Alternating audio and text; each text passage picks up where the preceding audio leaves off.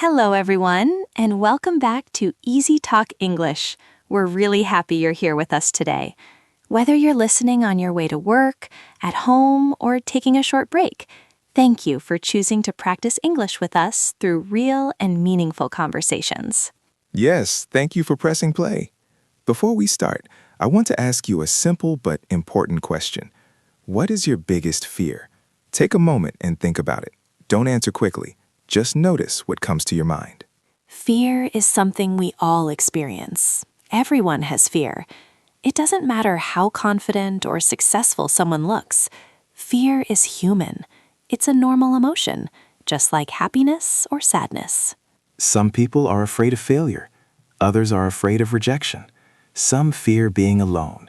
And many people quietly fear that they are not good enough. Fear doesn't always shout. Sometimes it whispers. It shows up in small moments, when you hesitate before speaking, when you doubt yourself, or when you avoid trying something new. Today, we're going to talk about fear in a calm and honest way, not to make it dramatic, but to understand it better, and to learn how to talk about it clearly in English. This is a safe conversation. You are not weak if you feel afraid. You are human. And learning to express your fear can actually make you stronger. If you enjoy real conversations like this that help you improve your English naturally, please like this episode and subscribe to EasyTalk English. It helps us continue creating content for you. Now let's explore your biggest fear and how to talk about it confidently. So, Linda, since we're talking about fear today, I'm curious, what is something that makes you nervous in daily life? Not something dramatic, just something normal. Honestly, public speaking. I used to be very afraid of speaking in front of a group. Even in school, when the teacher asked me to present something, my heart started beating very fast. Really? You seem so comfortable talking now. It looks that way, but I still feel nervous when I have to give a formal presentation. Before it starts, I overthink everything. I worry about my voice, my words, and whether people are judging me. That's very relatable. What do you think you're most afraid of in that moment? I think I'm afraid of making a mistake. Sometimes I worry that people will think I'm not prepared or not good enough. Even if I practice, there's still a small voice in my head. That small voice can be very powerful. Yes. And what about you? What is a fear that shows up in your everyday life? For me, it's the fear of disappointing people. I used to be afraid of letting others down, especially family or close friends. Even now, sometimes I worry that I'm not meeting their expectations. That sounds heavy. Does it affect your decisions?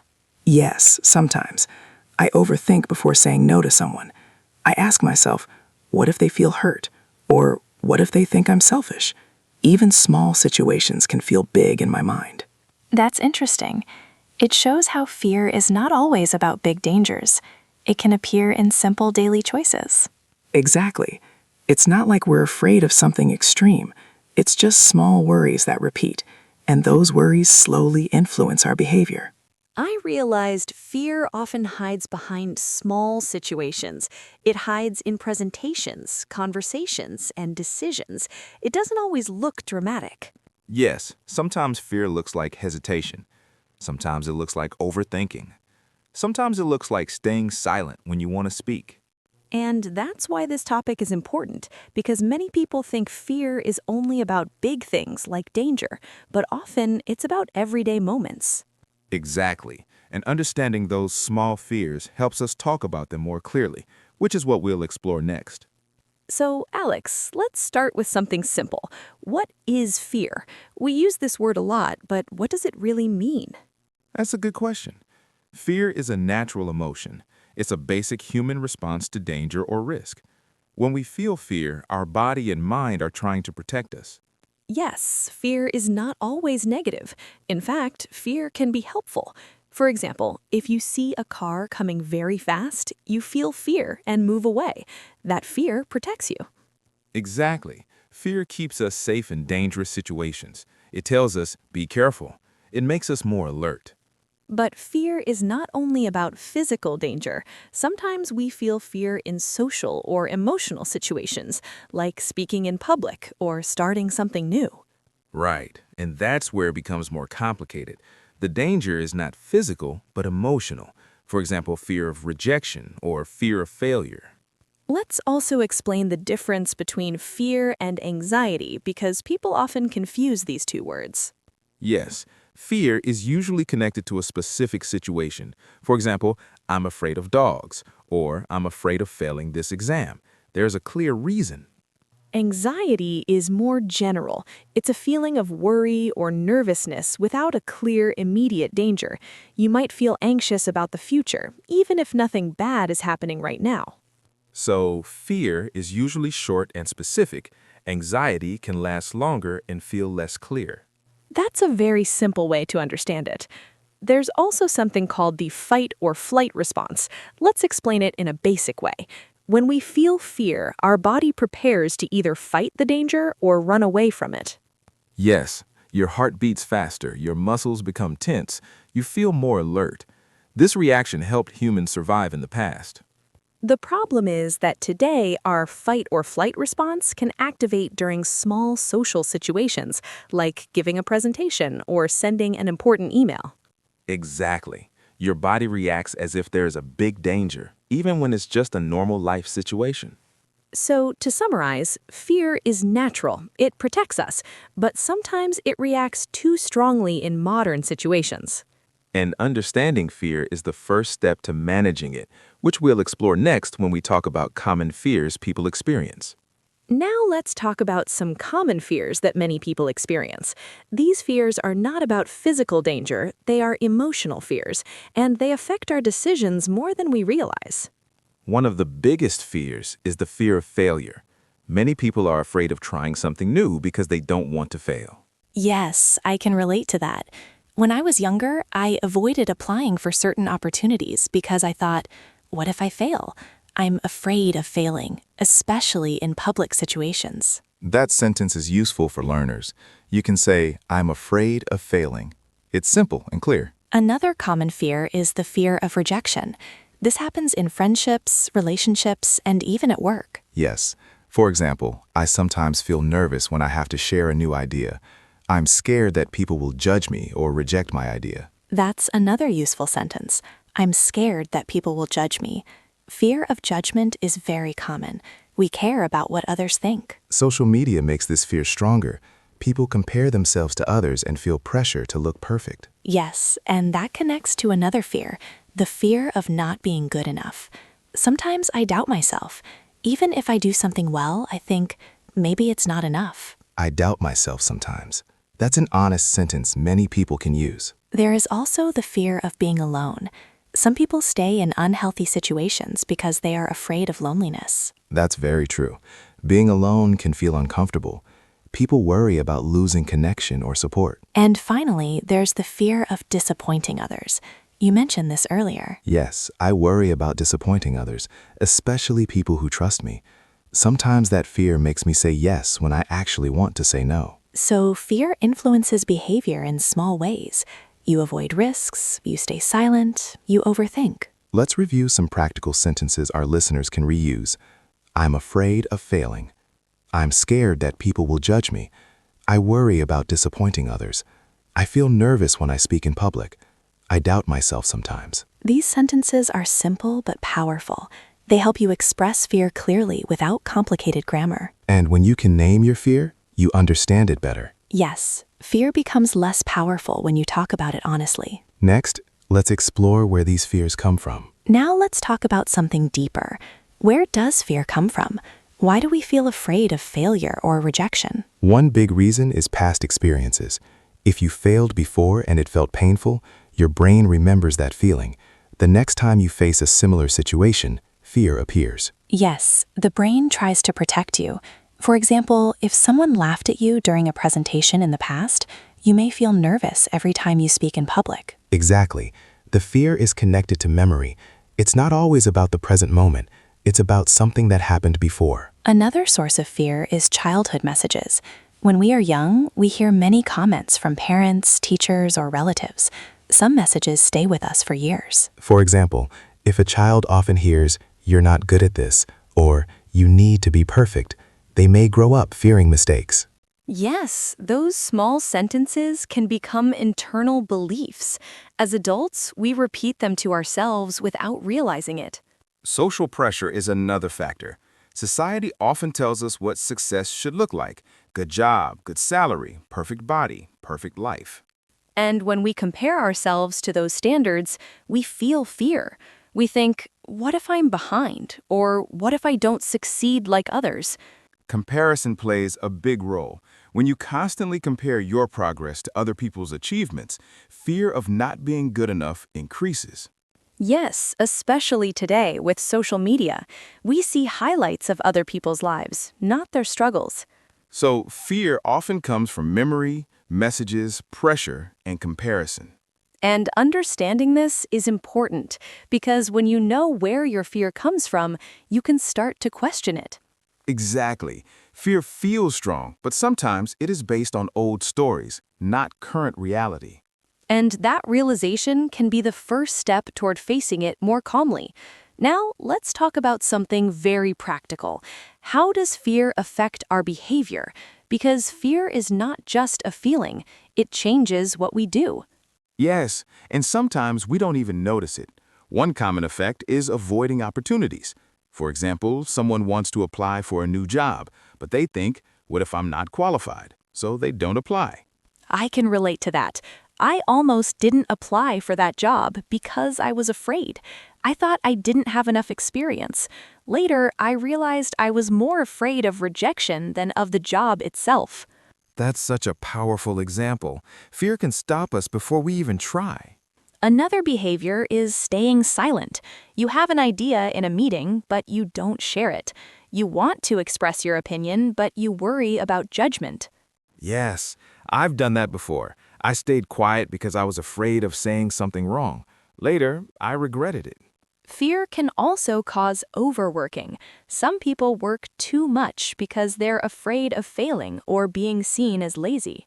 That's true. They think if I work harder, no one can criticize me. But overworking can lead to stress and exhaustion.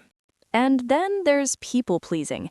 When you are afraid of disappointing others, you say yes to everything. You avoid conflict. You ignore your own needs.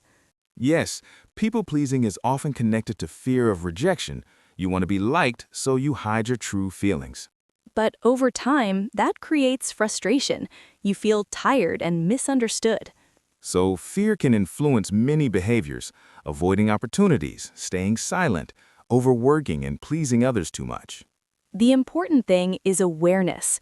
When you notice these patterns, you can ask yourself, am I acting from fear or from confidence?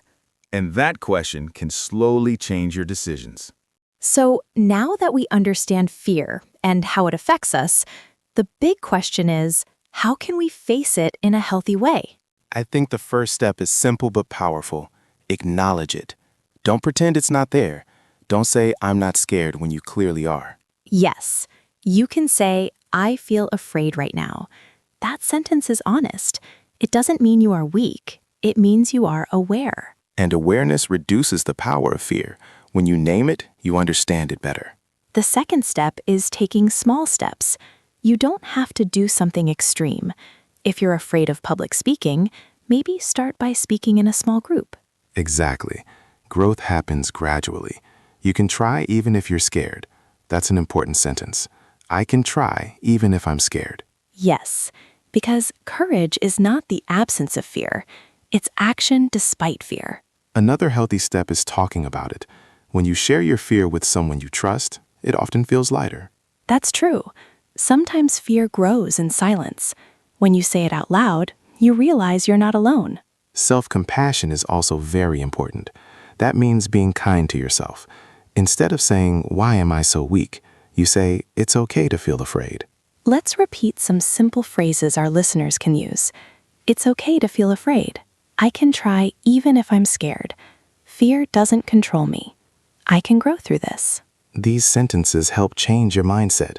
They are simple but powerful. Fear is part of being human, but it doesn't have to control your life. Exactly. When you acknowledge it, take small steps, talk about it, and treat yourself with kindness, fear becomes manageable. And that's how growth begins.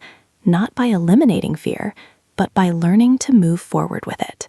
Now, let's review some important vocabulary from today's episode. These words will help you talk about fear and emotions more clearly in English. Listen carefully, repeat after us, and try to use them in your own sentences later. Our first word is fear. Fear is a strong feeling of worry or danger. It is a natural human emotion. Example, fear can stop us from trying new things. Repeat after us. Fear. The second word is afraid. Afraid describes how you feel when you experience fear. Example, I'm afraid of failing. Repeat, afraid. Next is scared. Scared has a similar meaning to afraid, and it is often used in casual conversation. Example, I'm scared that people will judge me. Repeat, scared. The fourth word is anxiety. Anxiety is a feeling of nervousness or worry, often about the future. Example, I feel anxiety before big presentations. Repeat, anxiety. Next word is doubt. Doubt means feeling unsure about yourself or something else. Example, I doubt myself sometimes. Repeat, doubt. The sixth word is failure. Failure means not succeeding at something. Example, failure is part of learning. Repeat, failure. Next is rejection. Rejection happens when someone does not accept you, your idea, or your request. Example, fear of rejection can stop people from speaking up. Repeat, rejection. And our last word is courage. Courage means the ability to do something even when you feel afraid. Example, it takes courage to face your fears. Repeat, courage. Let's quickly say all 8 words together. Fear, afraid, scared, anxiety, doubt, failure, rejection, courage. Try to use at least 2 of these words in a sentence about your own life. That's how vocabulary becomes active and natural in your English. Now it's time to practice speaking. This is your moment to use your voice. If possible, pause the episode after each sentence and repeat clearly. Don't worry about sounding perfect. Focus on confidence and clarity. Let's start with some repeat after us sentences. Speak slowly and naturally. I feel afraid sometimes. I'm afraid of failure. I can face my fear. It's okay to be scared. I am stronger than my fear. Very good. Now let's move to 2 short speaking prompts. After we ask the question, pause the episode and answer in 2 or 3 simple sentences. Try to use some vocabulary from today. First question, what is one fear you have? You can start with, one fear I have is, or I'm afraid of. Pause the episode and answer out loud. Second question, how does that fear affect your decisions? For example, does it make you avoid something? Does it make you overthink? Remember, speaking is practice. Practice builds confidence. Every time you say your fear out loud, it becomes a little smaller, and you become a little stronger. So today we talked about fear, what it is, where it comes from, and how it affects our daily lives. We learned that fear is normal. It is a natural emotion. It protects us in dangerous situations and helps us stay alert. But we also discussed how fear can limit us. It can stop us from applying for a job, sharing our ideas, or trying something new. When fear controls our decisions, it keeps us inside our comfort zone. And growth usually happens outside that comfort zone, not in extreme ways, but in small steps. When you speak, even though you feel nervous, when you try, even though you doubt yourself, that is growth. Here's a question for you to think about. What would you do if you weren't afraid? Would you change careers? Start a new project? Speak more honestly? Take a few seconds and imagine that version of yourself. Fear doesn't disappear completely, but you can learn to move forward with it, and every time you face it, you build confidence. If this episode helped you, comment one sentence starting with, "My biggest fear is." Writing it down is the first step to understanding it. Give this episode a like if it made you reflect, and subscribe to EasyTalk English for more real-life English conversations every week. Courage is not the absence of fear. It is moving forward, even when fear is present.